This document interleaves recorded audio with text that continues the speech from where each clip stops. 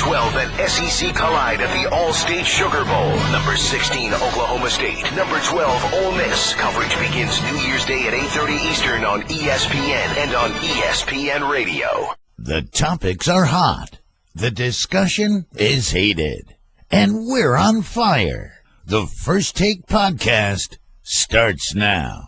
Happy Friday. Here's what's coming up on the First Take Podcast. Bills Hall of Famer Andre Reed is in studio. Lots to discuss with him. And will current Bill LeSean McCoy run wild against his former team, the Eagles, on Sunday? Plus, can the Warriors stay perfect in Beantown? That and so much more coming up on the pod. What a week. TJIF, welcome into First Take. Thank you guys for hanging with us. Skip Bayless, Molly Karam here in studio. Stephen A. joins us from Philly. Gentlemen, good day. Good morning. How y'all doing? I'm good. Don't tell me you're there for the big game Sunday. Is that what you went for? He's going to shake hands with Chip. Yeah. That's a good one, Molly. Please. Are you?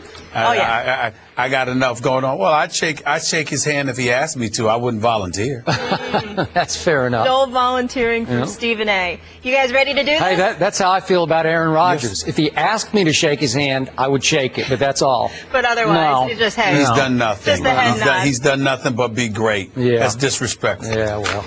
All right, let's talk about this game. Also, Hall of Famer Andre Reed will join us in just a bit. We're looking forward to that as well. It's Shady's homecoming. The Eagles' all-time leading rusher, LeSean McCoy, returns to Philadelphia with Rex Ryan and the Bills to face his former team for the first time, looking to hurt their playoff chances. We all know LeSean wants to run all over that defense. But, Stephen A., what do you expect from Shady this weekend? Well, I expect them to have a good game because the Eagles have the 27th ranked defense against the run. And so when you look at the fact that he, along with Carlos Williams, are capable of running the football, and you've got, you've got Tyrod Taylor back there, I definitely think some things could happen in favor of the Buffalo Bills, and I think their defense is capable of getting to Sam Bradford or Mark Sanchez. So the combination of those two things in the equation, I definitely think that it'll be a hard-fought game. I definitely think that the Eagles will stay in it. They're on their home turf. I think they can do some things, but I think this is exactly the kind of game that the Buffalo Bills can end up winning, and I'm going to predict that they'll do that. I'm picking the Buffalo Bills to win this game, Skip, 27-23. Are you predicting that LeSean McCoy will have a huge day? I'm saying he's going to rush for about 125, 130 yards. It's not going to be like 175 to 200 yards, but I think he's going to have over 100 yards rushing. Well, that would be good. That would be his season high, so that would be, to me, a huge day. You know, I got to tell you, you always make me nervous when you pick a team I badly, badly need to win. I need Buffalo to win because it has a little impact on the NFC East standings, and you know why. And yet, I don't love this game for the Bills. This is the classic case of my heart says Bills, my head, and I'm speaking from the heart about my head. My head says this is the Eagles' game to win. I'm going to remind you and everyone else, our football power index here at ESPN liked the Eagles to win this division before the year started, and once again, it likes them to win it now. And I got to admit, I got to acknowledge publicly, the Eagles have a whole lot of talent on that football field. I look at offense, defense, I see talent everywhere I look. And I fear that a sleeping giant, or in this case a sleeping eagle, got awakened in Foxborough last Sunday, because that was a huge win for this football team. It had cratered, not only physically, mentally, but psychologically. It looked like it was quitting on Chip Kelly. 45 points allowed in 2 straight games, 5 touchdown passes allowed in 2 straight games, 3 straight bad losses, and then boom, they beat my New England Patriots in Foxborough. And it just seems like it could have reignited all that talent. And I got to give props. I've been hard on this guy, my former quarterback from the University of Oklahoma.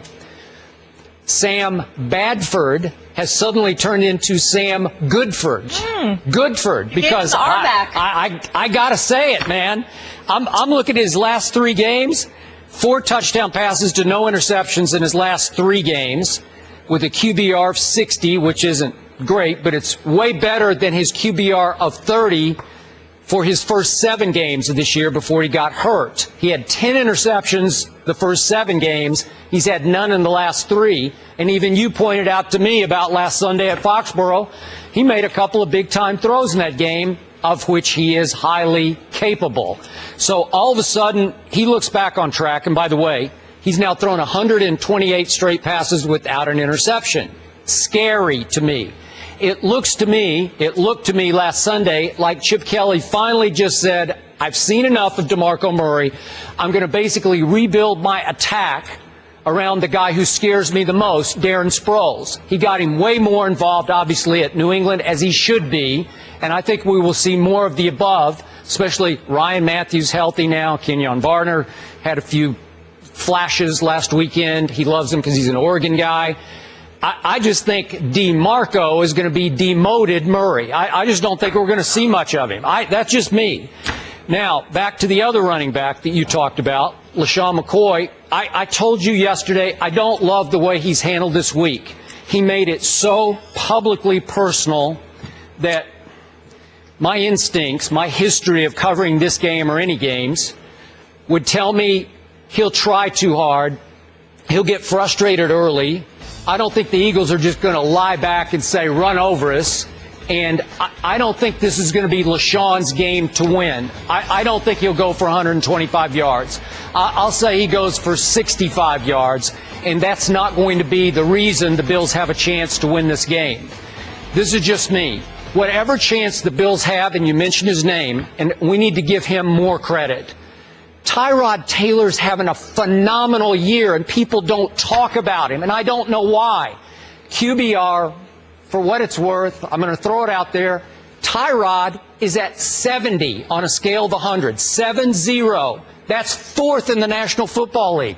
That's pretty great for a first-year starter. He's not obviously not a rookie. He's been around for a while, a backup obviously in Baltimore, but he finally got a shot, and he has seized the day. And in touchdown passes over 20-plus yards, you think of Carson Palmer, Ben Roethlisberger. Nope, it's Tyrod. He has 9 20-plus yard touchdown passes to lead the National Football League. That's pretty great. So, again, I'm disqualifying myself. I'm going heart over head here. This is straight heart pick because I need Buffalo to win this game. I picked them to win a wild card, and I didn't pick the Eagles to win the NFC East. So I need the Bills to win, and I'm putting all my chips, pushing them into the middle of the table on Tyrod, not on LeSean. I say Tyrod is the star of this game, barely, and I'm going to say the visiting team wins 22-21. Your thoughts? Well, Skip Bayless, so you're saying Tyrod, you're picking Buffalo then? That's what you're saying? Barely, yes, with my heart, not my head. Okay. My head. If I were a betting man, I would bet on Philly to win this game because it's a pick-em game. It's just basically straight up. Couple of things. First of all, Tyrod Taylor is not, he's been mesmerizing simply because when we anticipated that he'd be successful, it had everything to do with his legs as opposed to his arms. So he's shown that he could throw the football like the stats showed, 187 pass attempts without an interception over his last 187 pass attempts, obviously. So we take that into consideration. We also take into consideration that he's a dual threat. We also take into consideration, Skip Bayless, I might add, you raved about Sam Bradford. Sam Bradford last week was 14 of 24 for, 120 yards. He completed 58% of his passes. That's a relatively pedestrian performance. When you're raving about him, let's keep in mind that Skip Bayless, prior to that performance against New England, a performance in which New England scored on an interception return by Malcolm Jenkins, they scored on a punt return, and they scored on a blocked punt. So 3 of the touchdowns that the New England Patriots put up, that the Eagles put up, didn't even involve their offense. So when you take that into consideration and you want to rave about Sam Bradford, feel free, go right ahead. Prior to that performance, Skip Bayless, there were 2 performances. I mean, one of them obviously was Miami. Mark Sanchez was quarterbacking when they gave up 45 points in 2 respective starts. But Sam Bradford was on that field when they lost to Miami, and they lost 20-19, and they were up 16-3 and were held to 3 points over the last 3 quarters. So that's what I remember. So if you want to rave about Sam Bradford, you feel free and go right ahead. I'm not sold on him, and I think Buffalo can get to him. I know he could throw the football, but I think when you apply pressure and duress, he might fold beneath that kind of pressure. I'm not sold on that. Let's also not forget the fact that there is a level of urgency on the part of the Buffalo Bills. The Kansas City Chiefs have come out of nowhere. The Pittsburgh Steelers have a big game against Cincinnati, which we'll discuss later on in the show. And, of course, the Jets have a better record than Buffalo. So if the playoffs were to begin today, Buffalo will be on the outside looking in. It's incredibly imperative to them that they win this football game. So even though LeSean McCoy may have been a distraction, and you can look at LeSean McCoy and talk about him going to his teammates, and I need you guys, and I need you to do this for me, guys. The fact of the matter is the Buffalo Bills as a team needs to win this game just as much as the Eagles need to win, because a playoff berth may potentially be on the line. A legitimate argument could be made that if the Buffalo Bills were to lose this game this Sunday, that they will not make the playoffs. I mean, they are on the respirator. They've got to get it done. So that level of urgency, combined with the requisite weapons that they have available to them, to me, just elevates the level of motivation that they have to assist LeSean McCoy in his quest to knock off Chip Kelly's Philadelphia Eagles this Sunday. That's the way I look at it, and that's why I'm going with Buffalo. Okay. Point of order. I don't think that I raved about Sam Bradford. I just felt that fair was fair. I have creamed him all year long. I nicknamed him Sam Badford, and he has not been Badford the last 3 games. By his standards, he's been Goodford because he hasn't thrown interceptions. I tried to explain to you 10 interceptions in his first 7 games, 0 interceptions his last 3 games. I don't care what his numbers were at New England. They won the game because he did not turn the football over the way he used to. And when it came time, he threw 1 touchdown pass that you said, well, what about that touchdown pass he threw? I give it up. I acknowledge that. I'm just saying he has found a new comfort zone in this offense he did not have for the first 7 games. I just need clarity. So bad. I just need clarity. Are you sitting here on national television and say that you're giving Sam Bradford question and his stock should be elevated to some degree because he did not turn the ball over? Yeah. Is that your proclamation? Heck yes. Oh, because I give it up to him. I see plenty of quarterbacks. That don't turn the ball over, that you don't feel that great about because they pass for 150 yards or 200 yards, and you call it a relatively average performance, if that, depending on what mood you're in. But this morning, we're going to sit there and say we're going to omit the Sam Badford name because he hasn't turned the ball over. What do you want, a cookie? Because he didn't turn the ball over? I've never eaten a cookie. I haven't eaten a cookie for 30 years, for your point of order. Okay. Now, back to your other point. Well, let me say this to you. Wait a second. Let me say this to you. Okay, go ahead. Yeah. Go ahead. I'm saying, let me say this to you. You will be eating cookies soon because my sister Carmen is doing her thing. No, Skip, sorry, she's going to Carmen. send you some. Unless She's they're pretty damn sugar-free. You'll eat one.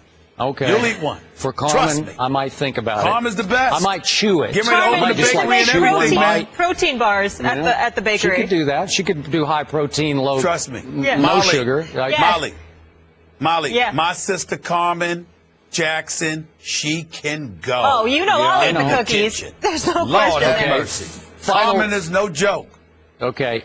Neither is this Go ahead. football game. Let's get- Way to go, Carmen. Love you. Final point of order about how desperately my Bills need this game. The Eagles, just to remind you, they're tied for first place. You don't think, I know they're 5-7. They're tied for first. You don't think they desperately need a home game to get back on track? They could be leading this division Of course when they the do. day is over. In fact, Of course they do. I'm just saying the level of urgency isn't confined to them. okay, so I'm saying to you that we've been talking about the Eagles all week long, But we haven't talked about the Buffalo Bills and what urgency they have. Okay, I get it, but I point out to you, of the 4 teams in the NFC least, 3 of them are on the road this week, right? 3 on the road, only 1's at home, Philadelphia. So Philly should have the best chance. But you also pointed out how the Eagles struggle at home. I'm just saying they might have gotten it back together. I still pick Buffalo, but I'm They picking it with actually my are better heart. on the road sometimes. All right. All right. You better That's be the way it right. is. So Buffalo needs to finish strong and capitalize on other teams falling to still get a wild card spot. They're still in the hunt there. But let's move on now. This one is going to be good. It's a rematch of the 2014 divisional playoffs when the Packers defeated the Cowboys 26-21.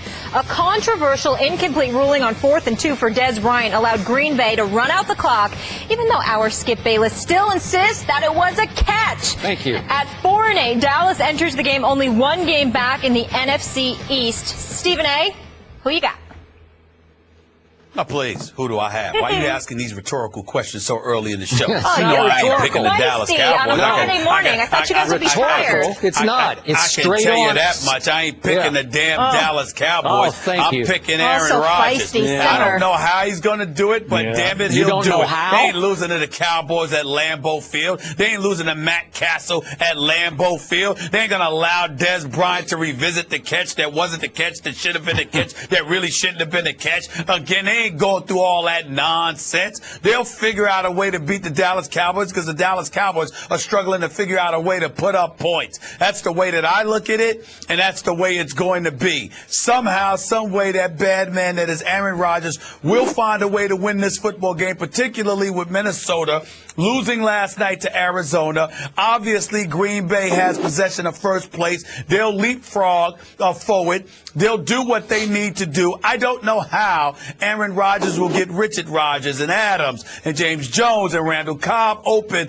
to throw the football to them, especially against an impressive Dallas defense. I will admit that. But they don't have an offense. Defense may win championships, but points win football games. And the Dallas Cowboys are going to struggle to generate any kind of points on the offensive side of the ball. I'm picking Green Bay to win this game. Somewhere along the lines, I'd probably say 29-17. 29-17. So that's by 12. Yes. So you got them covering the spread. Here's what I don't understand about the case you barely made for Aaron Rodgers. This weak, tepid case this tiptoeing case. Sam Bradford, let's rave about it. Let's open the show raving about Sam Bradford. But Aaron Rodgers, we got to knock him down. Sam Go ahead, Goodford. Skip. Take it away. Goodford. Take it away. Sam Bradford. Oh, yeah. Sam Bradford's up here. Focused. But Aaron Rodgers, he's all right. Go ahead, Skip. Go ahead. Okay, Go ahead. I'm listening because I'm on edge of seat here to hear the case you're going to make for Aaron Rodgers to win this game, and you make zero case. You do the somehow, some way case of the hopeless underdog going to pull off the shocking upset. They're an 8-point favorite at Lambeau Field. Are you kidding me? Make your case. Come on, you can do better than that. My case is the Dallas Cowboys won't be able to score. Okay. I think the Dallas Cowboys offense will be suspect, and as a result, they'll give Aaron Rodgers and the Green Bay Packers offense plenty of opportunities, which they will exploit. It'll be a competitive game for about 2.5 quarters, but ultimately Green Bay will pull away because Matt Castle and the Dallas Cowboys offense won't be able to score. It ain't rocket science. Just watch the Cowboys. Yeah. So I'll help you make your case. Aaron Rodgers against my Cowboys career, 5 starts, obviously has won all 5, 68% of his passes he has completed, 8 touchdowns to 0 interceptions. So I am here. We're real on the show, right? We try to really get real. On this Friday, I'm going to get real with you. I'm going to be completely objective here, and I'm going to tell you that the case you make is almost certainly correct. Obviously, I badly want my Dallas Cowboys to somehow, some way win this game at Lambeau, which opened, I'm going to remind you again, they opened as an 8-point underdog, and I thought that was, frankly, a little low. I thought they should have been a 10-point underdog at Lambeau Field. And here's why. I'm being real with you. The Green Bay Packers are coming off a mini bye week after the hail Rodgers. So they got 10 days to get their beat-up offensive line a little healthier. I'm not sure how healthy it'll be, but it sounded like from the players that practiced, they'll be reasonably healthy. And it sounded like a driving force of that offense, who wound up in the doghouse for the Thursday night game at Detroit, Eddie Lacy, it sounds like he's out of the doghouse, back in good graces, back in the fold, back in the starting lineup, and I'm sure he's going to have a big game. And I'm going to remind you This is what I despise about my Dallas Cowboys chances.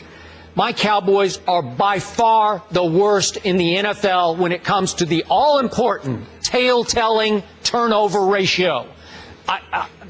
You should hang your hat on this.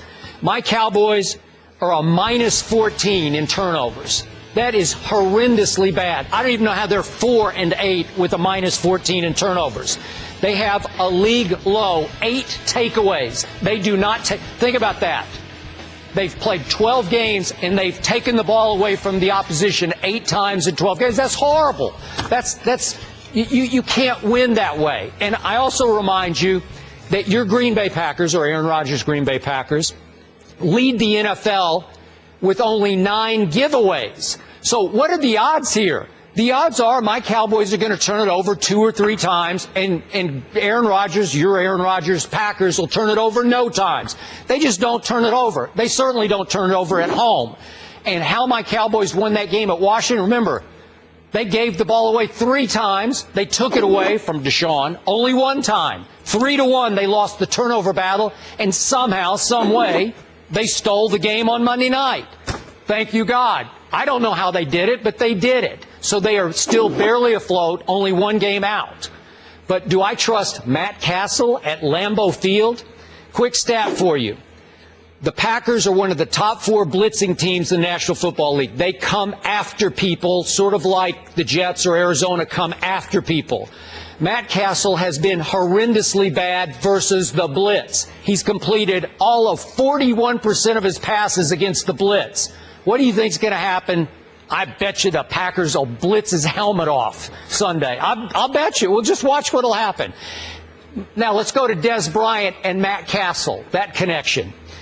Dez has caught only 45% of his targeted passes this year. That is the of players who have 50-plus targets, starting type receivers. That is the lowest in the National Football League. And Matt Castle has mightily contributed to that because when he has targeted Dez, he has completed 41% of his passes. That's horrendously bad. So can I trust that at Lambeau Field against a very good defense, a defense that's clearly better than Washington's defense? I don't know. Again, I badly need Dallas to win. I can't make much case that they will. All they did was they finally won a close game. Will that help their psyche a little bit? Maybe it will, because they had lost 6 close games going into last Monday night, and maybe they try to, kind of figure out how to do this. Green Bay has lost 2 straight games, low-scoring games, to division rivals at home. So I got that going for me. But then last night, what happened? Minnesota, close, no cigar, late. Teddy Bridgewater, I thought, had a sensational game until the last play of the game, or effectively the last play for Minnesota, when they tried one more pass that they probably shouldn't have tried, sack, fumble, game over. And all of a sudden, Green Bay vaults into position, as you mentioned, to seize control of the NFC North. Well, here they are at home against a team they should beat. We know that. And so I just think they'll get right back on track. Maybe they turn their season around with the Hale Rodgers. So, again, my heart wants Dallas to win, but all I can tell you is Green Bay should win this game. They should. That's all I'm going to say. Green Bay should win this game. Well, the interesting thing about it is that when you bring up the targeting issue, when you look at Aaron Rodgers this year, he's targeted Randall Cobb. He's connected on 57.6% of the targets where he's tried to grab Randall Cobb, okay? When it comes to Richard Rodgers, when it comes to Devontae Adams, it's at 50%, all right? When it comes to James Jones, it's at 52%. But when he had Jordy Nelson last year, along with Randall Cobb, it was at 70 and 64%. So there's a precipitous drop-off in terms of targets of Aaron Rodgers and how it's going down considerably. That's a good point to point out. But the way that you talk about Aaron Rodgers, I just like to throw this out there.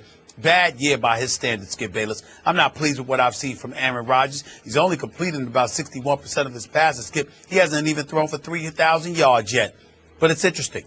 He's got 26 touchdowns, just 5 interceptions, and he's got a QBR near 70 at 69.3.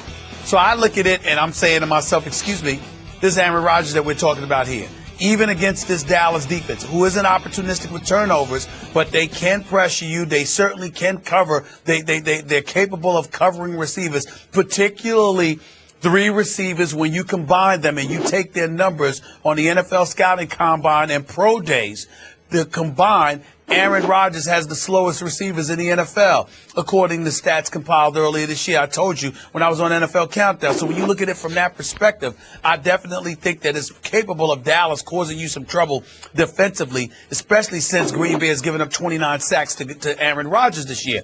The problem is that offensively, Dallas is so challenged. They're so inconsistent.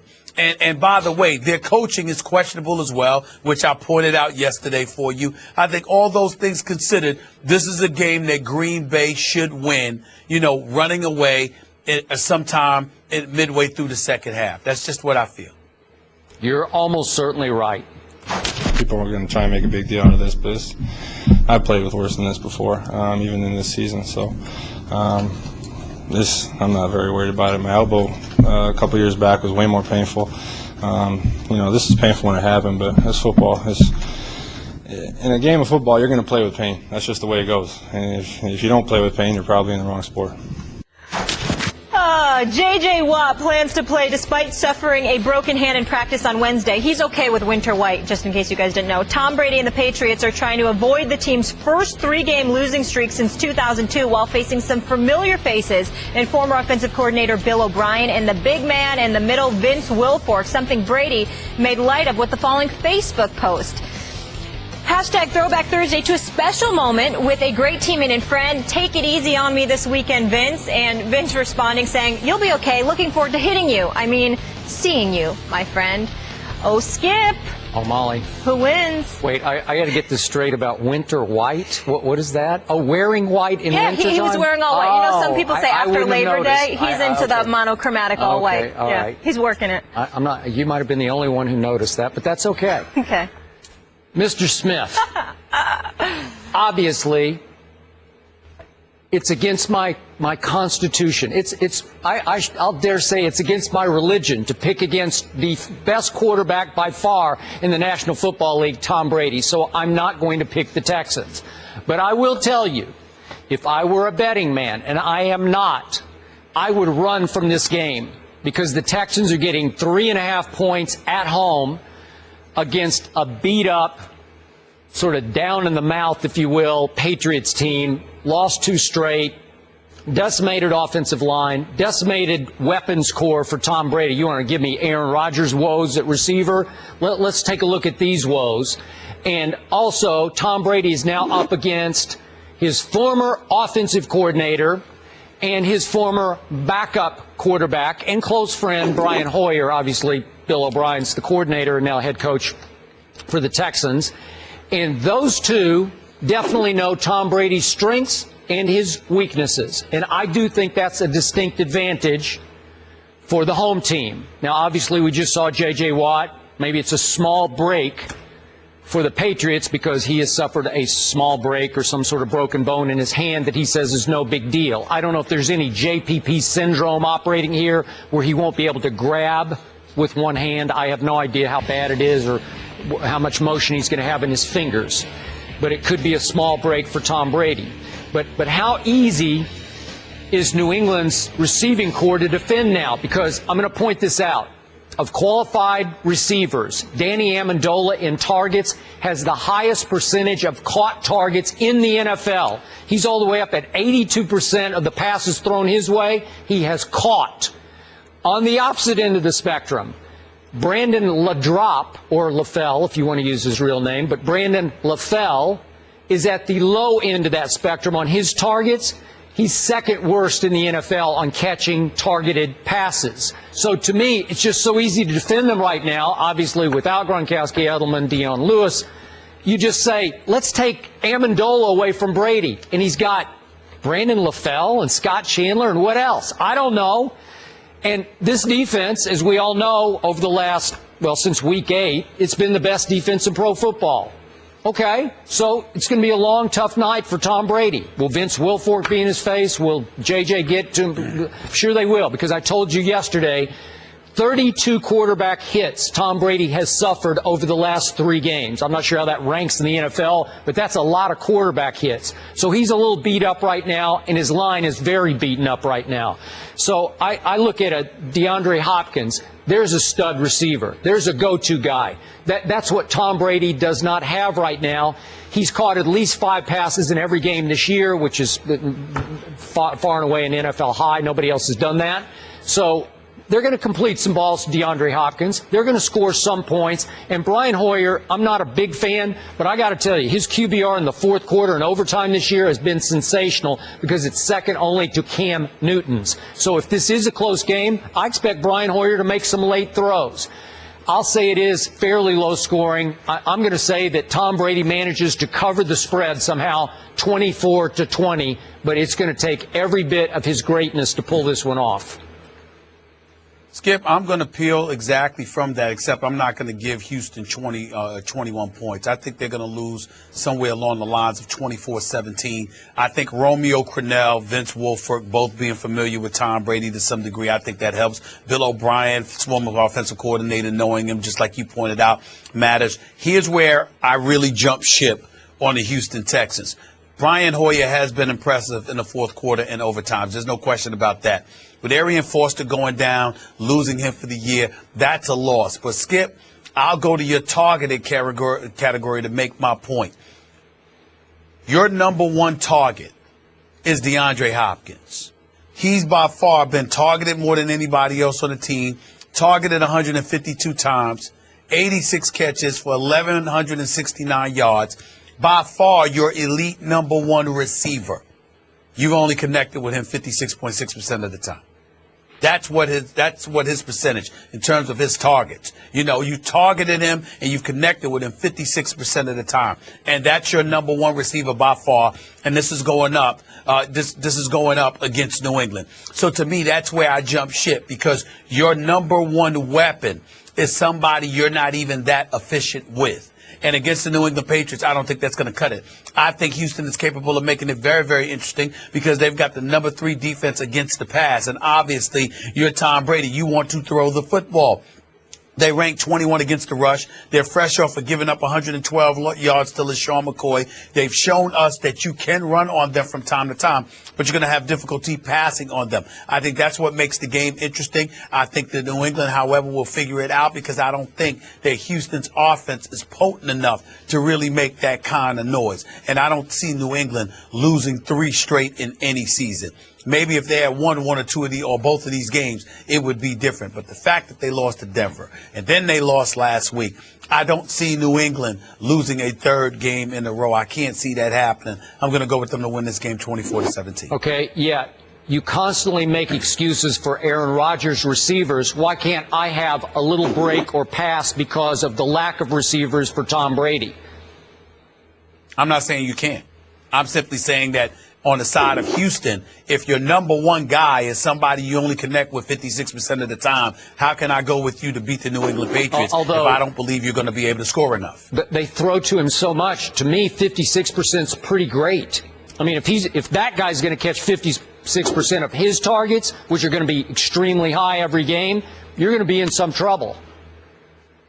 Well, I just think against New England, you need to have more than Brian Hoyer to DeAndre Hopkins to beat the New England Patriots. Somebody else has to step up and be able to get it done for you. And I don't see anybody on Houston that I believe in enough to be able to pull that off. If Houston were able to win this game, I think it's going to be because New England throws the ball so much and somehow, some way they're able to get to Tom Brady. And obviously they ranked 3rd against the pass, so I think that they can do some damage, especially with J.J. Watt back there, broken hand and all. I still think he'll be able to get to Tom Brady and disrupt him tremendously if New England can't run the football. The problem is you can run the football on Houston a little bit. So if you can run the football on Houston a little bit, and Houston in turn, I don't believe can score but so much on you. Remember, they just lost to Buffalo 30-21. It's one of those situations where you're looking at Houston. They're a team that can be competitive, but when it gets thick up in there and you need them to do something, if it ain't DeAndre Hopkins, it's pretty close to nothing. And I think that Bill Belichick is smart enough to take DeAndre Hopkins away from you when it counts and forces somebody else to beat you. And I don't see anybody else on Houston being able to do that. I think it'll be tight. I think it'll be competitive. I think Houston will show up. I think it'll be a very interesting matchup. But in the end, when all is said and done, I think New England will find a way to close the deal. I hope you're right. Tom Brady facing Brian Hoyer, of course, as we mentioned on Sunday night. That is his former backup. His backups, are 1-6 against him, so he's got good shots there. And of course, if they win in a Jets loss, they clinch the AFC East. The Rose Bowl game presented by Northwestern Mutual. Iowa completed its first ever 12-win season and was 1 win away from the playoff. Stanford won the Pac-12 championship and was in the playoff conversation until the final week. It's the first ever meeting between the two. Number 5 Iowa, number 6 Stanford. The Rose Bowl game presented by Northwestern Mutual. Coverage begins New Year's Day at 5 Eastern on ESPN and on ESPN Radio. From 1990 to 93, the Bills went on an unprecedented run of AFC championship victories, appearing in a record 4 straight Super Bowls. The upcoming 30 for 34 Falls of Buffalo details that journey. With us now is a man who knows all about those historic Super Bowl runs, Hall of Famer Andre Reed. Thank you so much for being here with us. Thanks for having me. Yeah. So, as we just mentioned, 4 straight Super Bowls, but of course 4 straight losses. Now, obviously, you've had to relive this historic run with the making of this film. Are you left with a sense of pride, or is there any shame? I think it's 50-50 because you play the game to get to that game and win it. So every time that this comes on, these games come up, it comes on every playoff season, every playoff. You're thinking that ball's going to curve in there to the right a little bit or to the left, but it doesn't. That's neither here nor there now. I think years ago it was more vivid. Now it's just like they really know, what it took. They don't know what it took to get there, but just to go to 4 and to be in that position to have a chance to win a championship, that's what it's really about for us. I mean, those guys that were on that team, and the free agency back then was not really that big, so everybody stayed together. And I think that's why we did go to 4, because we all stuck together. Stephen A. Andre, I'm kind of wondering, it seemed to me like if you had won the first Super Bowl, all right, I'm wondering how different life would have been for you guys, because it just seemed to get progressively worse. You lost to after losing to the Giants the first time. It got worse against Washington, and then y'all got obliterated in the 3rd Super Bowl by Dallas, and then obviously there was the 4th as well. I mean, do you ever find yourself reflecting and saying to yourself things might have been different if we hadn't lost that Super Bowl to the Giants? Absolutely. I mean, you win that one, do you go to the next one? Do you go to the next one? Do you go to the next one? Or everybody disassembles and you never get a chance to get back there again? I mean, the question would you take that over losing 4 in a row if you'd won the first one? Yeah, I probably wouldn't. No? I wouldn't. I mean, I get that question a lot. Would you go to 4, or would you just win 1 and not go to any more? It's such a, it's like a double-edged sword. You're going to get cut at both ends right there. So I just think that I would take 4 in a row, because that'll never be done. Anybody can go to a Super Bowl, but can you get back there? That's tough. Look at the teams now. Just to get back there, you got to go through a lot to get back there. And this is football. This isn't, chess. So it's tough. Okay, let's talk about your role in that run-and-shoot offense. And it was something to behold now. You could move up and down the football field. You were a driving force as mostly the slot receiver. But you had to go over the middle. You chose to go over the middle a lot. More, and I covered a lot of those games, more than most receivers, if not many receivers in the league.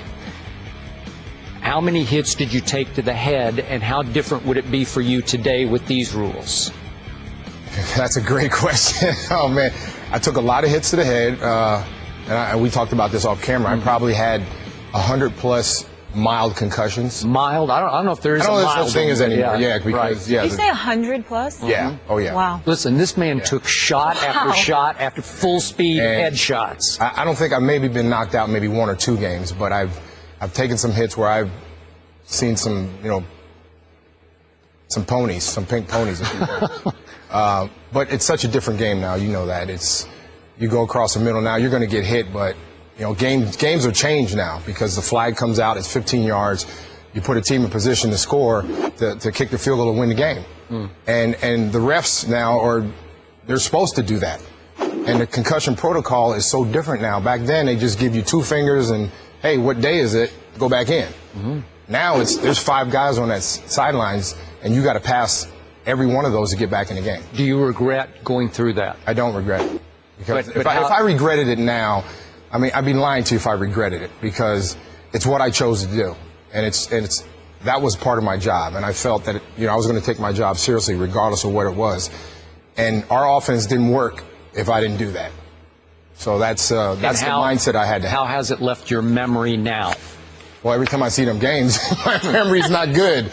I have my days, and there's times where I'm not as sharp as I used to be. I mean, that's just the nature of it. And I think you can talk to a lot of players that played as long as I have, regardless of what position they played. Maybe not punter or kicker, but they took some hits too. Yeah.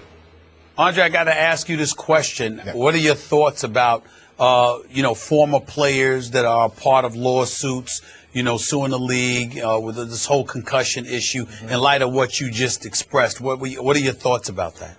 It's an epidemic, man. It's like anything else. I think, the league has a way of doing things, and the players, feel like they're in the game and they're taking hits and they're doing all this, but they need the league's help. And just think of 10, 15 years from now, all these guys that are playing now, if you think the concussion thing is bad now, in 15 years, it's going to be really bad. And I think the league has done a great job to a certain point of protecting guys. And whether or not that's going to, over 10, 15 years, it's going to be, evident, but you can see that they're trying to do it. They're trying to make it more safer. Yeah, you say go ahead, Stephen A. Yeah. No, what you acknowledging that they're trying to do it, it also takes me to a place where I must ask, considering the rule changes that have taken place and the excessive level of protection one would surmise that are provided to quarterbacks and receivers and the like with headshots and things of that nature, every player that I've spoken to said they'd rather get hit high than get hit low the way the league is encouraging you to do these days. Because now, you ain't going to have concussion issues, but you might have a bunch of crippled brothers walking around once all is said and done. Your thoughts about that? And you're absolutely right. I mean, guys can't go for the head anymore, so they're going to go for the knees. And there's players saying, well, why don't you hit me up high? Well, if we hit you up high, then we get flags and everything else. But if we hit you low, we're not going to get a flag. So they're going for the knees now. And is that right? Probably not, but guys don't want they don't want to see that envelope in their locker room that they're fined, $15,000 or whatever because they hit a guy in the head, supposedly. I mean, you look at a lot of these hits, and I watched the game, some of these hits they're legit. I mean, but if it's just a little bit off and the ref thinks it's a little bit off, here comes the flag. I mean, I even said that, I'm like, man, I'm a receiver, and I go, that was a legitimate hit. And these guys are getting flags, and they're losing games because of it. Okay, let's go to current day here. My Dallas Cowboys heading back to Lambeau Field to the scene of the crime last year in the playoffs, exactly. Right? Yeah. Want to know your thoughts as a Hall of Fame receiver on what a catch should be. How would you define a catch? Well, of course, I mean, if you look in the dictionary, it is control, and now they say you have to make a football move. Okay, now that catch last year with Des Bryant, that was a catch. I think that was a catch. There's no way that the ground can't cause a fumble. The ground can't cause a completion either. I think if you have control, and he was moving forward, so he wasn't even really making a football move. And he was going to the ground. And there was nobody there to hit him, nothing. So I thought that was a catch. I think that was a bad call. Okay, so just in general, how would you define a catch today in pro football? How should it, if you were on that committee, what would you tell them? How should they modify the language of the rule? I think it's just control. You got to show that you have it, and it's solid in your hands or solid in your body, regardless if you put it out here or you put it to the left or right and you make a move. If you catch it and show that you have it, that's a catch. Well said. All the other stuff is so tedious. And this ref over here says no. This ref over here says, well, let's look at it on film on the TV. Before you know it, it takes 10 minutes to figure out one catch, and that's really not what the game should be about. Stephen A. You know, can we transition to the Buffalo Bills playing the Philadelphia Eagles this Sure. Sunday? Oh yeah, let's I'd like to transition. go there, Skip. Wouldn't you? You know, Andre, first of all, I want to know your thoughts about LeSean McCoy and some of the things that he had to say this week, because my man Skip obviously believes he needs to zero in on this game and the kind of distraction he's caused because of his obvious animus towards Chip Kelly could potentially be a distraction as opposed to a motivational tool for the Buffalo Bills against the Eagles this weekend. Your thoughts about all of that? You know what? You still got to play football. And every week there's some kind of little story that goes on with teams and guys that is just media driven. And I think, you know, LeSean's a good dude. I was in training camp with the Bills this year. He knows what's going on. And he knows what the history he has with Chip Kelly and all the things that happened in Philadelphia. They let Macklin go. They let LeSean go. They picked up DeMarco Murray. All these things that he's been trying to do there. I don't think that really has anything to do with this game this week. If he goes out and plays, and yes, everybody has vendettas, and they have, you know, I'm playing my former team, you know, I want to have 100 yards, and we want to win the game.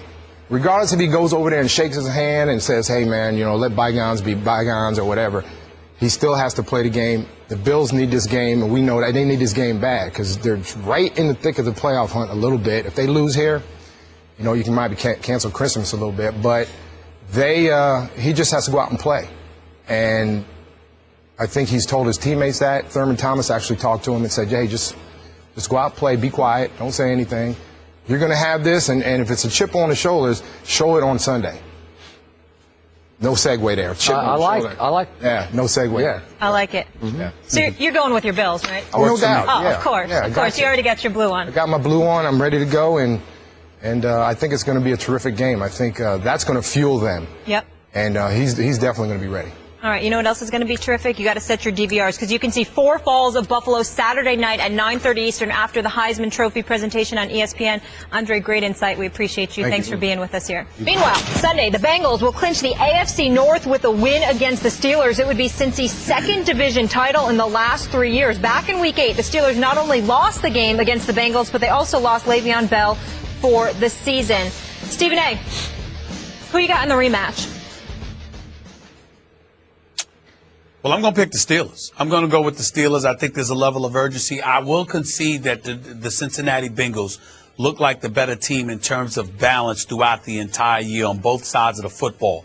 But I'm going to go to last game. When they played one another, Ben Roethlisberger had missed the previous 4 games. He had come back against the Cincinnati Bengals. He was clearly a bit rusty, and it showed because their offense was a bit anemic. The Pittsburgh Steelers pretty much for 57 minutes just held the Cincinnati Bengals to field goals. And so when I look at it from that perspective, their defense came to show up that day, and they didn't have Stephon Tuitt. They didn't have Will Allen. They're expected to have them this weekend. And over the last month, the Steelers have averaged 36 points a game. And so when I look at how prolific their offense has been, the fact that the rust has clearly worn off of Big Ben Roethlisberger, I don't expect the Steelers' offense to be what it was weeks ago against Cincinnati. But they did intercept Andy Dalton twice, although he probably is not going to do that again. I can see a turnover happening. I can certainly see that the Cincinnati Bengals will be required to put up more points than they did to win last game when they won 16-10. I'm just of the mindset that the Pittsburgh Steelers offense right now, combined with their level of urgency, combined with how prolific their offense is, I think that defense as well can do some things against the Cincinnati Bengals. And I can see the Steelers win in a relatively high-scoring game. I'm going to pick the Steelers to win this game 33-28. Wow. I'm going to remind you, Cincinnati now has the #1 scoring defense in the National Football League. They allow only 16.3 points a game. And you're saying, what are you saying, 30, what did you say, 30-something? 33 to 28. So, at Cincinnati, Pittsburgh's going to put up 33 on the #1 scoring defense in pro football. That's what you think, right? I would say to you that I have that strong of a belief in the Steelers' offense. Okay. I think the Steelers' offense is that mesmerizing. You know, I will give you this much.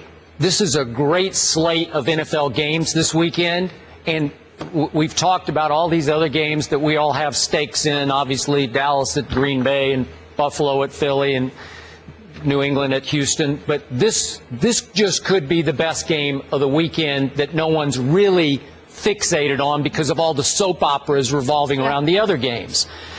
And I'm with you on this. You got the number one scoring defense against what has become, with Ben getting completely healthy, the most explosive passing offense to me, passing offense in pro football. So what a great matchup. I have gone back and forth here, and I finally settled on I'm going to pick the Bengals to win this game because I think they're different than they used to be. And it's been hard for me to admit that, but I keep looking at their accomplishments, their performance, their record. And I'm going to remind you, Cincinnati has lost 2 games. The one, quote-unquote, stinker at home, they lost to the Texans 10-6. Well, then the Texans kept winning, won 4 in a row, obviously 4 out of 5. And you look back at that game and you say, well, there's no real shame there. And then they went to Arizona, did Cincinnati, and lost a shootout 34-31 to Carson Palmer. No shame there. So that's it. They've lost 2 games by 4 and 3 points. So now they're up against their arch division rival, obviously. And remember, Pittsburgh has owned them over the years at Cincinnati. Pittsburgh's won, 5 of the last 6 at Cincinnati. And, I'm sorry, 4 of the last 5. And over the years, they've just owned them. It's like they're 10-2 there over the last 12 years. So at some point, Cincinnati's just going to rise up and say, that's enough of this. They did do a number on Ben, and I agree with you. I give you that. He was rusty in that game, but he was also awful. They made him look awful in that game. His QBR was 23 on scale of 100. He had 3 interceptions, got sacked 3 times. But I give you, he was just trying to get back into the rhythm of it, and now they are in high gear, man. And yet they haven't been able to stop A.J. Green, who just torches them every time. He had, in that game, 11 catches for 118 yards. And you tell me all the time you don't trust Pittsburgh's secondary, their pass defense. I don't. Okay? So I don't. I don't either. So I think Dalton to A.J. will do some more damage because it always does. So I'm not going to go as high scoring as you are, but I'm still going to go Cincinnati at home just to say we're that good. I'll go 28-24 Bengals. Well, we both have them scoring 28. I just think that the Steelers are going to go score 33 instead of 24 because I'm looking at Antonio Brown, Martavis Bryant, Marcus Wheaton, Heath Miller should be back for this game, I think. And, Skip, I can't say enough about D'Angelo Williams. This kid right here for the Pittsburgh Steelers, who's supposed to be a backup running back, who would be a number 1 running back for most teams in this league. This dude right here, D'Angelo Williams, is averaging nearly 5 yards a carry. He's balling. Yeah. And I think they have a formidable running attack as well. So I can see the Steelers moving the chains. I can see them eating up some clock. I could see them getting a play or two explosive plays. With Antonio Brown, you never can rule out what they may do on special teams. I definitely think that Cincinnati is going to put up some points. They're not going to score 16, and they're not going to go, almost more than 57 minutes scoring just 9 points or something along that range like they did last game. But I do believe it's one of those situations where even though they're going to put up some points, I think the Steelers with a level of urgency, being 3 games back, knowing they lose this game, they lose the division, knowing they lose this game, they could potentially jeopardize their playoff aspirations from the wild card perspective because the Kansas Cities, the New York Jets of the world and others are coming. And not only that, if they were to lose this game and Indy and the Texans were to win, then you got a situation where you could end up, not with Indy's case because they shellacked Indy, but you could jeopardize so much. So I think there's a level of urgency that gets attached to this game for the Steelers as well. All those things considered, I think that it just leads me to believe that the Steelers will win this game. Although I will confess that obviously my heart's involved to some degree because I love my Steelers. Yep. But I just think that their offense is that high-powered. I got it. Okay, I will confess this. I'm just not an Andy Dalton fan, and so I can't sort of wrap my arms around picking them in this game, though I am, because I just never quite believed in him. And so I'm hesitant, I'm reticent with them, and I keep sort of grudgingly giving in to them week after week because in this case, I'm not a Steelers fan like you, but I'm a big fan of Mike Tomlin. I'm a big fan of Big Ben Roethlisberger. I enjoy watching him operate. It's fun with those weapons he has. That's a show that they're putting on every week. So I like to watch them. Yeah. Can we say this about Big Ben Roethlisberger? First, it was because of how he came into the league, and you all, you got on him, and rightfully so, about the whole motorcycle accident. Yep. And then, obviously, he got into some trouble off the court with accusations or whatever. Yep. And I think that distracted us. From how great this dude is. Big Ben Roethlisberger, to me, deserves to be mentioned in the same breath as Peyton Manning, as Tom Brady, as Drew Brees. Big Ben Roethlisberger has been to 3 Super Bowls. He's got 2 Super Bowl titles. He's got more Super Bowl titles than Brees. He's got more Super Bowl titles than Peyton Manning. And I think it's fair to say he's better than a 2-time Super Bowl champion in Eli Manning. The only thing that he's got more Super Bowl rings than Aaron Rodgers. The only thing that you could say about Big Ben Roethlisberger is that he doesn't have as many rings as Tom Brady. But outside of that, tell me a quarterback outside of Tom Brady and Aaron Rodgers that you could definitively say, you're right. I pick. Okay, but he's a Hall of Famer. Here's the flip side to your question you just asked. Have we all been distracted from acknowledging how good Andy Dalton is? No. And the reason why is because we have to measure you by what you do once that 16-game regular season is over. Okay. When you talk about greatness, it's what you do when it counts most that matters. And what counts most is the postseason. Now, you got to win games to get there. But I think that's about Marvin Lewis, Hugh Jackson, the coaching staff, the defense that he's had with him, A.J. Green, Jeremy Hill, Giovanni Bernard, all of that stuff. But the postseason is where your money is made. Andy Dalton doesn't have a single playoff victory. We know he's good, meaning talented. Yep. But you don't deserve to be mentioned in the same breath as folks where, we're not appreciating him enough. Win a damn playoff game. I'm not knocking him, but win a damn playoff game. All right, but we don't have time for you to respond to this, but I will point out, in fairness, Roethlisberger lost a playoff game to Tim Tebow, just for the point of order. Oh, now we got to go to break. Oh, yeah. And let me add this. Andy Dalton and the Bengals can clinch their 5th straight playoff berth this weekend, joining only Joe Flacco as the only starting quarterback to make the postseason in each of his first 5 seasons. Obviously, Stephen A. alluding to what he needs to get over the hump and now win one of these playoff games. So this just in. Skip and Darren, they still think it was a catch, but it was ruled incomplete, costing the Cowboys a chance at possibly making it to the Super Bowl at 4-8. Dallas enters the game only 1 game back, unbelievable, in the NFC East. We welcome in Darren Woodson to the show. Oh, thanks for having me. See you. Skip. Yes. Dark jacket. Man. Yeah, thank you. That's about all I got today. Because I don't got much on the Cowboys today. I hope you're going to help me here. Darren, are you picking against your boys? What you want, man? What you want? How are you? Oh, I'm doing good. I'm all right, man. No, I know you are. Am I picking against the Cowboys? Yeah, you are. Yes, I am. Yeah. Absolutely. Yes, you are. Absolutely. And you know what? We talked about it the other day. The Cowboys are not afraid to go into Lambeau Field and play this game. Of course, the Green Bay is not that vaunted team that they've been in the past, and they haven't protected home field like they've been in the past. I still give the Cowboys a puncher's chance.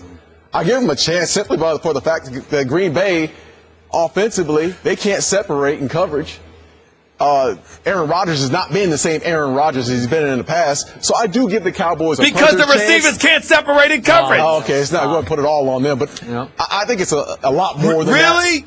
It's a lot more than that the receivers can't separate. Listen, the running game, Eddie Lacy has not come to play this year. They're not a balanced offense. He literally didn't come to play last week. Exactly. I mean, coming in from training camp, he was out of shape. So this is not the same bunch that they've been in the past. There's no fear. I think the Cowboys have to do this. They have to find a way to create some turnovers. find a way. And I know Rod Marinelli, just last week against the Washington Redskins, he blitzed outside of himself. He never blitzes the way he blitzed this past week. They're trying to generate a pass rush, and the only way they can do that is by blitzing. They don't have anything to lose going into this game, and I think that's the fear of Green Bay, is that they know the Cowboys. They saw it last week. There's no fear in what they're doing right now because they don't have anything to lose. I still think in the end the Green Bay Packers will find a way to win this game in the fourth quarter. I still think it's going to be a 3.5 quarter game. Do you? Okay. So a fairly close Skip. finish. Yeah. I think it's going to be a close finish. Yeah. I got a question, Skip. Darren, anybody tell me what the hell happened to Clay Matthews? He's only got 4.5 sacks this year. Darren, can you tell me why that is? You know what? They're playing him, again, inside linebacker. They're not playing him a whole lot on the outside. I think Clay Matthews is at his best when he's lined up on the outside. I agree. When he gets in that inside linebacker space, you're not using his capabilities. You're not using the strengths of what he can do. What he can do, put his finger in the dirt or just stand up and rush the passer. We saw it yesterday in Dwight Freeney. When you need a big play, Clay Matthews is your big play guy. They're just not utilizing him in that role. They need an inside linebacker to fill that spot and move Clay back to his normal position. Yeah. So, Stephen A., did anything Darren Woodson just said scare you? No, not at all. I mean, listen, we all know that the receivers can't gain separation, and that has a lot to do with the uncharacteristic numbers that Aaron Rodgers has put up this year. He doesn't even have 3,000 yards passing, 12 games into the season, only completed 61% of his passes, although he does have a QBR of 69, 26 touchdowns, just 5 interceptions. These are paltry numbers to the great Aaron Rodgers. But the fact of the matter is, again, you got to score points to win games. And there's nothing that Darren Woodson, in all of his brilliance, his eloquence, there's nothing that he said to me that convinces me that the Dallas Cowboys can score. That's my issue with them. I think that they got a puncher's chance because that defense can stymie any offense in the NFL, including the Green Bay Packers that we're seeing this season. But ultimately, your offense has to come out on that field and do something, especially when the Dallas Cowboys are creating turnovers. So because of that, I've got to put my money on Matt Castle to save the day on the road in Lambeau Field. Please. I got to see it to believe it. I'm not saying it's impossible, but I got to see it to believe it. No, you think it's impossible. Just say it. I know you. Yeah. You think it's impossible. It's close to impossible. Yeah, okay. It's close to impossible. Thank you. Close to But impossible. miracles do happen. They do happen. Okay, back to my friend Darren Woodson on turnovers. This is driving me out of my mind. Yep. Obviously, I would love to see the Dallas Cowboys win this game. It is hard to make a case because of turnovers or lack thereof. And the key numbers are this. Dallas is by far the worst in the National Football League in ratio. They're minus 14 for the year, in large part because they've only taken it away 8 times the whole year. 8 in 12 games. You played on some of the best Dallas Cowboy defenses in their history, and I don't remember what your numbers were, but you constantly took the ball away from people, right? That's how you win football games. Green Bay does not give the ball away. They have a league low, an NFL low 9 giveaways, okay? Only 8 takeaways and only 9 giveaways. What do you think's going to happen? Well, my fear is that Dallas will end up turning it over 3 times and Green Bay none. Okay, at Washington, Dallas got away with turning it over 3 times to Washington's key 1 turnover, and they stole the game. Okay, but this is not the Washington defense. This is the Green Bay defense at Lambeau Field. So it's going to be tougher. I don't know why the great Rod Marinelli. I don't know if you can teach turnovers, if it's contagious, if it just doesn't happen. I don't know what it is. Oh, he teaches turnovers. I know. You got to rip the ball out. You got to do this. You got to do that. I don't think their defensive backfield is terrible. I think they're decent. But they don't get their hands on footballs, and I don't know why. Listen, Brandon Carr has not had an interception since 2013, Thanksgiving Day on 2013. As a corner. Their corners don't create. How do you figure that? Listen, sometimes as a corner, you have to take some chances and jump around. You have to jump around. I think that's the biggest part of the discussion with the Dallas Cowboys. Yes, you can try to generate some turnovers with stripping balls and all, but at some point, somebody has to jump around and make a big play, and they do not take a lot of chances in that aspect. Okay. Skip Bayless? Yes. Skip Bayless. I have Darren Woodson's numbers in front of me. 813 career tackles, 11 career sacks, 23 career interceptions, okay, and 2 career touchdowns. Although those touchdowns came in this 1994 and 1995, and the last 7 or 8 years he didn't have an interception, but he's a strong safety, so no big deal. Kind of impressive numbers on the part of Darren Woodson. I can't knock that. He is in the Ring of Honor for a reason. Yes. I just want to point that out. Now, where were you going with that? I was just trying to give you love for something other than your suits. I was just trying to give you love for something other than your suits, Darren. Oh yeah, you giving me some love? I'm just trying to help a brother out. Oh please! I'm just trying to help a brother out. He doesn't need a compliment. No. Oh my God! Thank you. Thank you, man. I appreciate that. I just wanted to confirm. We got a lot of young novices out there that don't know his old behind, okay? All right, they don't know. They don't know what he did. Now you said I'm telling you. Build me up, tear me down. What you trying to do, Stephen A? Preach, Stephen A. I know you. Preach and educate. All right, Darren, you're staying put. The All-State Sugar Bowl. Oklahoma State began the season 10-0, but dropped their final 2 to top 10 Big 12 rivals. Now they head to New Orleans to face the only team to beat Alabama this season, 12th-ranked Ole Miss. The SEC and Big 12 collide. Number 16, Oklahoma State. Number 12, Ole Miss. The All-State Sugar Bowl. Coverage begins New Year's Day at 8:30 Eastern on ESPN and on ESPN Radio. I want to contribute to this team. I feel like, I can be a big piece of that. And obviously, we won the game, so I was extremely happy about that. But just, you always want to contribute. And, anyway, whether it's passing the ball, blocking, catching, whatever the case may be, you just want to have some type of contribution to the team. And, so I signed on that dotted line. I knew I was going to be here for a long time, and I'm committed to win a lot of games here. Obviously, it's a tough year for myself and the team so far, but like I said, we still got a chance in it. We're tied for first place in the division. We still got a chance to do some special things, and I'm committed here for the long run. The same day that DeMarco Murray says he wants to return to the Eagles, Pro Football Talk has a story that says, according to a source, there's a lot of truth to the fact that Murray would like to play for the Cowboys again. Darren Woodson still with us, reunited, and it feels so good. Are we going to hear them singing that? DeMarco returning to Jerry's world? Is it going to happen? Look, there's so many ups and downs. I mean, look, there's salary cap implications. There's so much to deal with that as far as, DeMarco Murray making that move back to the Cowboys. But let me ask you this. What running back in this league wouldn't want to play behind that offensive line the Cowboys have? You tell me one run. AP, I saw him yesterday. You don't think he would love to be in Dallas playing behind that offensive line? Everyone would want to go back and play there. I know DeMarco, and I know there's been a distraction this week about what he said and the conversation he so-called had with the owner, Jeffrey Lurie.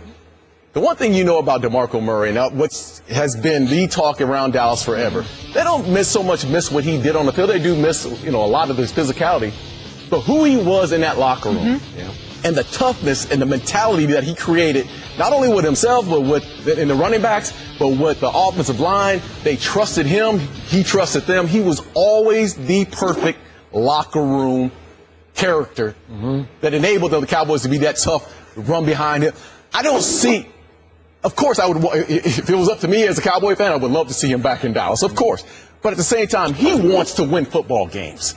Pure and simple. And he knows that he's not being utilized the right way. He's a downhill runner. He probably doesn't fit the mold of what Chip Kelly really wants to do in that offense. But he wants to win games ultimately, and he wants to be a part of it. And I would be disgusted in my running back if he didn't have a problem with it. I would be disgusted in DeMarco Murray if he was in that locker room being paid the amount of money that he's being paid and not being frustrated. If he was just sitting there saying, I'm going to collect a check and I'm just going to go about my business and, it's not that big of a deal, I'd have a problem with that. The kid wants to win. He wants to be a part of big wins with the Philadelphia Eagles. So I definitely understand his frustration. Stephen A. Darren Woodson. You don't want to say it. So I'm going to say it for you. DeMarco Murray is lying when he sits up there and talks about, I'm here and I want to be here. No, he does not. He's a downhill runner. Chip Kelly's got him running north and south. He had 392 carries last year. Even though there's 4 games to go in this season, he has 230 less carries at this moment than he had all of last year with 4 games to go. There are rumors that Ryan Matthews may get more carries and more of the workload because obviously DeMarco Murray isn't seen as being productive in this system. And then you combine all of that with the fact that you literally got guys, according to stories in the Philadelphia press, alluding to his lack of toughness because on more than one occasion this year, he has elected to run out of bounds instead of creating contact, particularly when he's got a smaller player on him. So you literally have players questioning his guts or how much he really wants it in Philly, when in Dallas, that was the last thing anybody would think to say about him, as you just so articulated. Why in God's name would a man under those conditions that I just highlighted want to stay with this team? For what? What purpose does it serve? Other than him collecting the paycheck. That's exactly. He don't want to be there. No, of course. I mean, of course, if you're looking at the situation, DeMarco does not want to be there. That's true. He wants to run downhill with an offensive line, much like the Dallas Cowboys. No doubt about it. Thank you. Because of the circumstances of where he is right now, I don't blame him for not sitting idly by and just sitting there accepting it. Yep. I mean, that's not a part I agree with you. That's not a part of I agree with that. He wants the ball. Even if I don't fit in this thing, give me the ball. I still want the ball.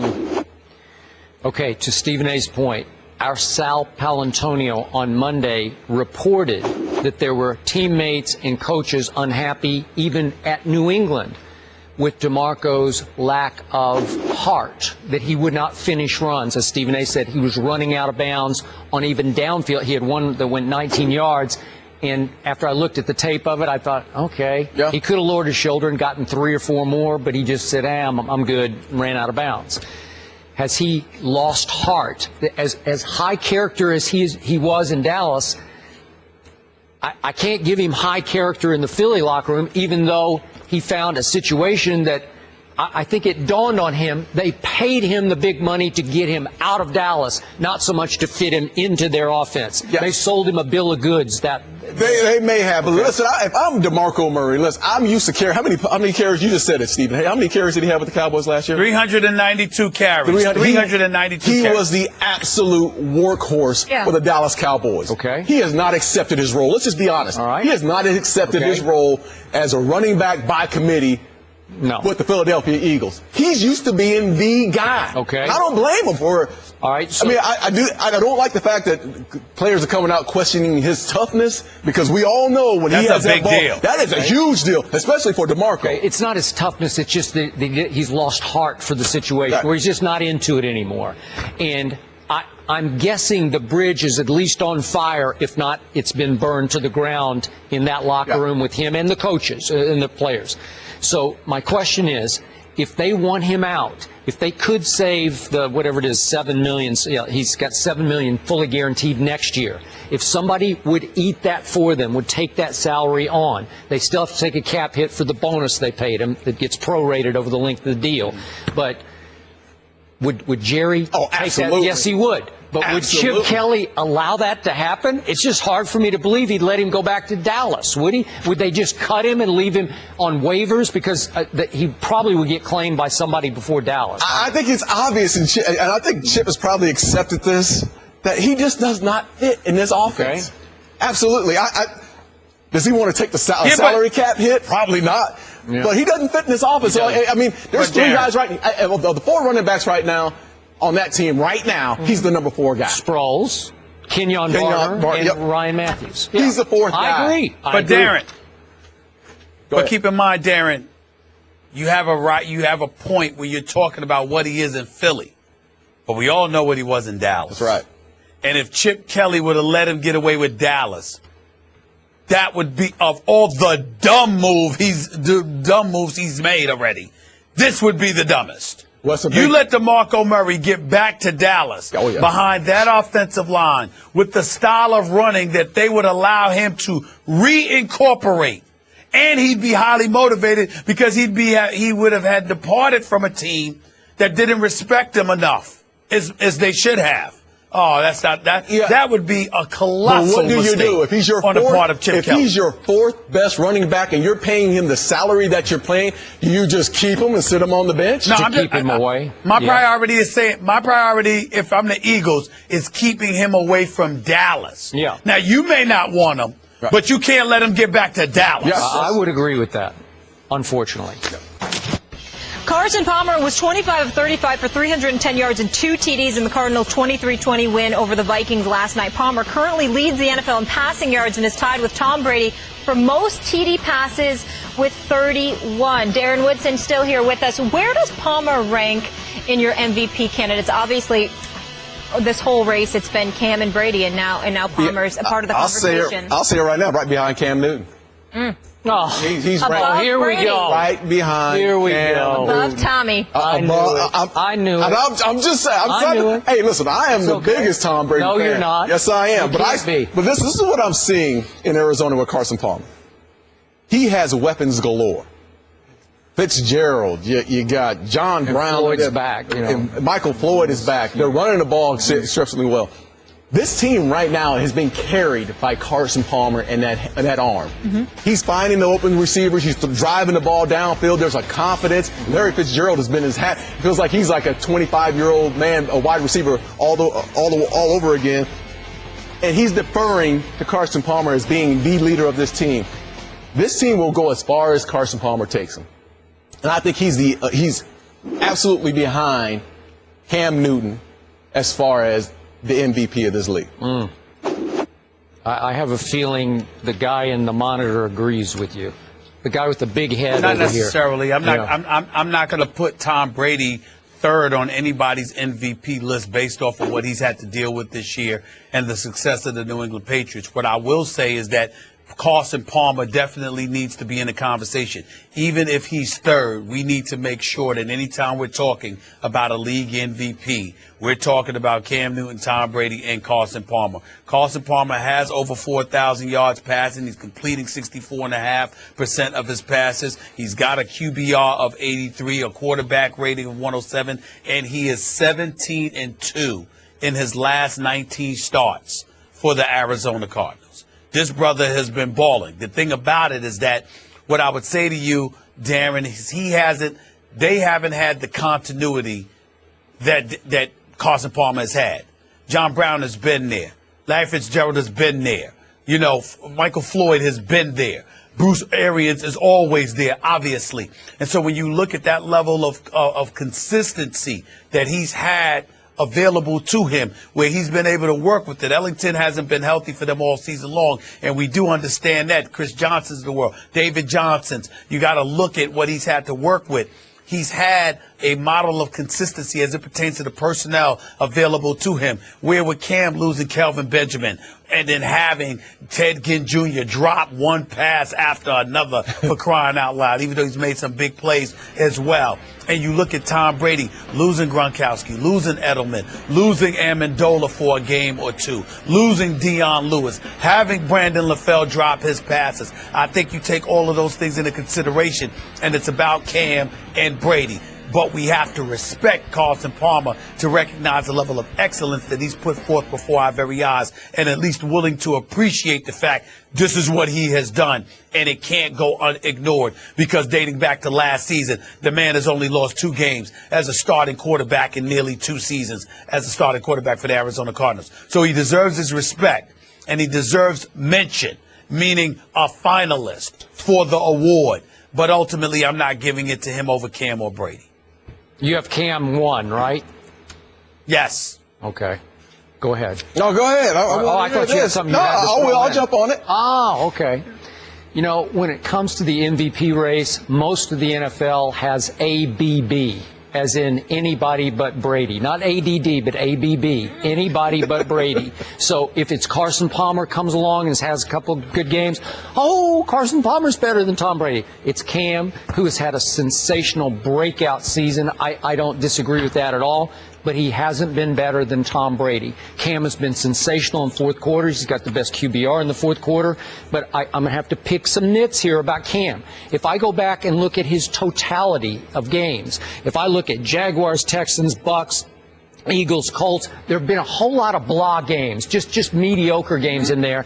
And I will I'm picking nits here, but against Aaron Rodgers at home, a game they ultimately won when Aaron Rodgers threw a late pick.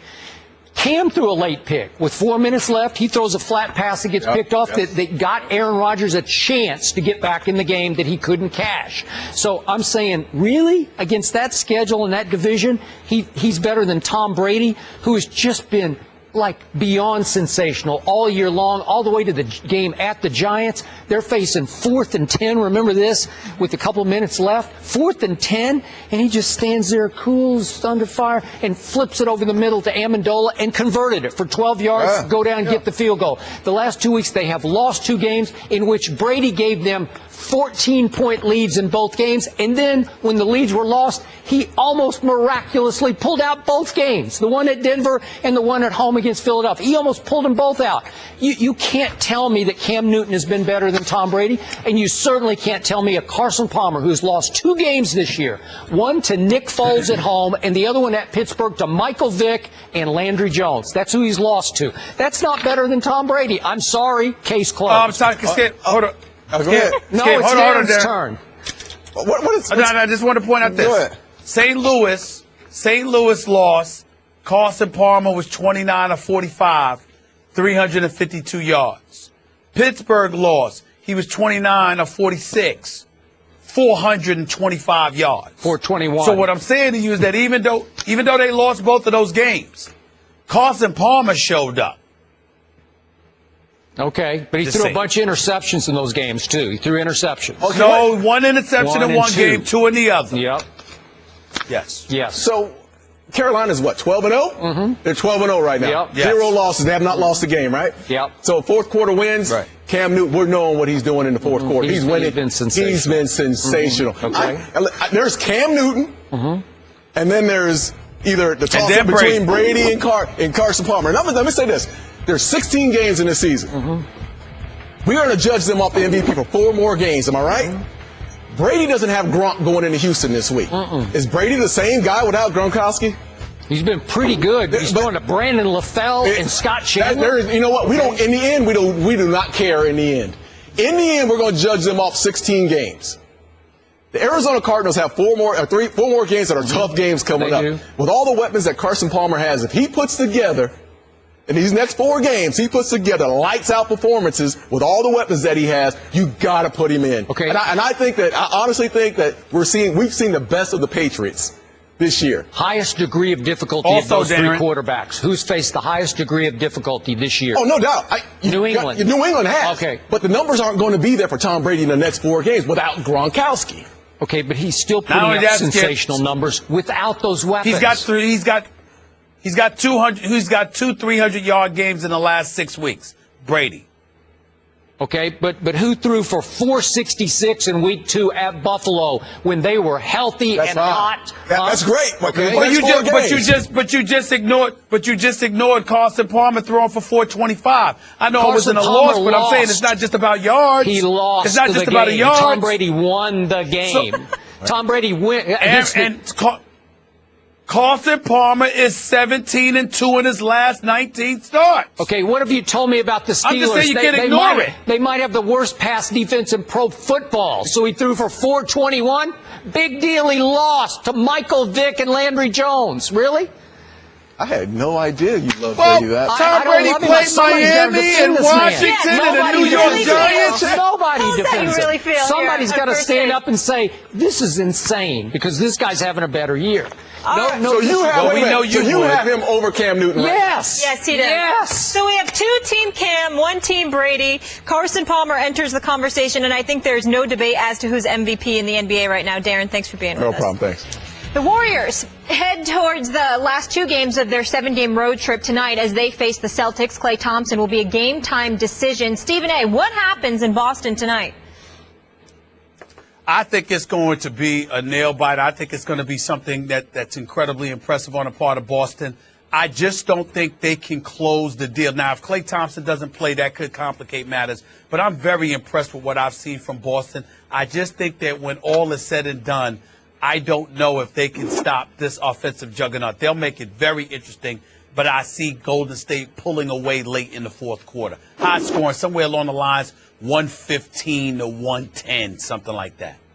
I'll make my pick very simple. If Klay Thompson cannot play, they will lose this game tonight. Boston has been very good, especially at home. If Klay can play, they will be able to win this game. He says he's 70%, so we'll see. As you say, game time decision. But I will be watching this game. Yes, I will. Same here. All right. Thank you, Andre, for being with us. And, of course, Darren Woodson as well. Stephen A. Skip, have a wonderful weekend. And a wonderful weekend to all of you as well. We'll see you guys on Monday. Happy Friday. Appreciate you listening to the podcast. Catch First Take weekdays at 10 a.m. Eastern, in the rear at 1 p.m. Eastern on ESPN2. The granddaddy of them all, number 5 Iowa, number 6 Stanford. The Rose Bowl game presented by Northwestern Mutual. Coverage begins New Year's Day at 5 Eastern on ESPN and ESPN Radio.